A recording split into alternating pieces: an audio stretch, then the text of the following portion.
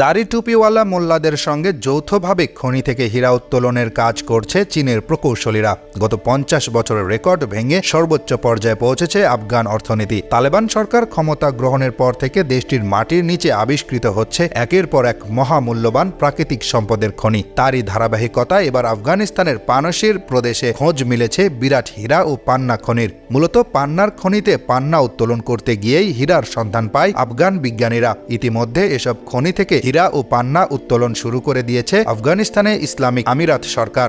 এই খনি থেকে পাওয়া পান্না গুণগত দিক দিয়ে বেশ উন্নত মানের। পুরো বিশ্বের দুর্লভ পান্না খনিগুলোর অন্যতম হচ্ছে আফগানিস্তানের পান্নার খনি। হীরা ও পান্না রপ্তানি করে ব্যাপক আর্থিক লাভের আশায় আছে আফগানিস্তানের ইসলামিক আমিরাত সরকার, এবং সেই লাভের টাকায় দেশটির পুনর্গঠন ও উন্নয়নমূলক প্রকল্পে ব্যবহার করা হবে, যার সুফল দেশটির জনগণ পেয়ে যাবে। আফগানিস্তানের খনি ও পেট্রোলিয়াম বিভাগ জানিয়েছে, পুরো পানশিরে ৭৫০টি পান্নার খনি এবং ৪টি হীরার খনি আছে। নতুন আরও ২০টি পান্নার খনি আবিষ্কৃত হয়েছে। তালেবান সরকার কোনোরকম বিদেশি সাহায্য ছাড়াই সম্পূর্ণ নিজস্ব প্রযুক্তিতে এইসব খনি থেকে পান্না উত্তোলন করছে। আর হীরা উত্তোলনের প্রযুক্তি আফগানিস্তানের কাছে না থাকায় হীরা উত্তোলনে চীনের সহযোগিতা নিচ্ছে আফগান সরকার। মূলত আফগানিস্তানের পানশির প্রদেশটি সমৃদ্ধ পান্না খনির জন্য।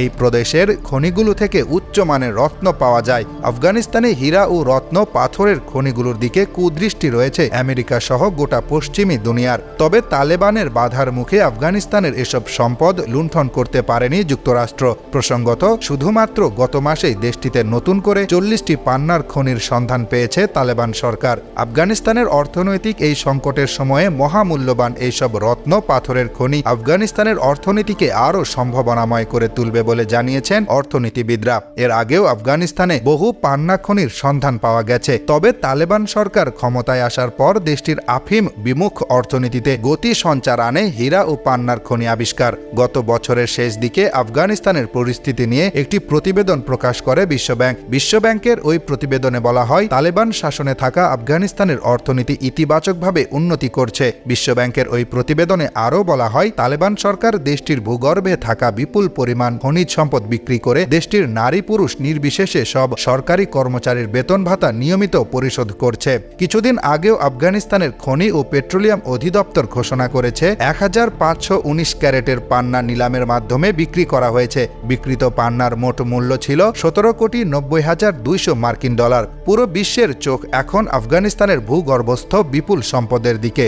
সোনা তামার পাশাপাশি দেশটিতে রয়েছে মূল্যবান লিথিয়াম ও বিরল ধাতু। এসবের মূল্য $৩ ট্রিলিয়ন বেশি বলে অনুমান করা হচ্ছে। মার্কিন যুক্তরাষ্ট্র তাদের দীর্ঘ ২০ বছরের অভিযান থেকে সরে আসার পর তালেবানরা নিজেদের হাত পা পুরোপুরি মেলে দিয়েছে। কিন্তু অঢেল এই প্রাকৃতিক সম্পদ, মানব সম্পদ আর ভৌগোলিক অবস্থানকে তারা কাজে লাগাতে পারবে কিনা এ নিয়ে যথেষ্ট সংশয় রয়েছে। রাশিয়া ও যুক্তরাষ্ট্রের বিজ্ঞানীদের দাবি, আফগানিস্তানের পাহাড় ও উপত্যকায় মূল্যবান খনিজ পদার্থ যেমন তামা, লোহা, বক্সাইটের পাশাপাশি সোনা, হীরা ও পান্নার মতো দামি পাথর রয়েছে। যদিও আফগানিস্তান এখনও সেগুলো তুলে বিক্রি করতে পারেনি, কিন্তু এ আয় মানুষের জীবন বদলে দিতে পারে।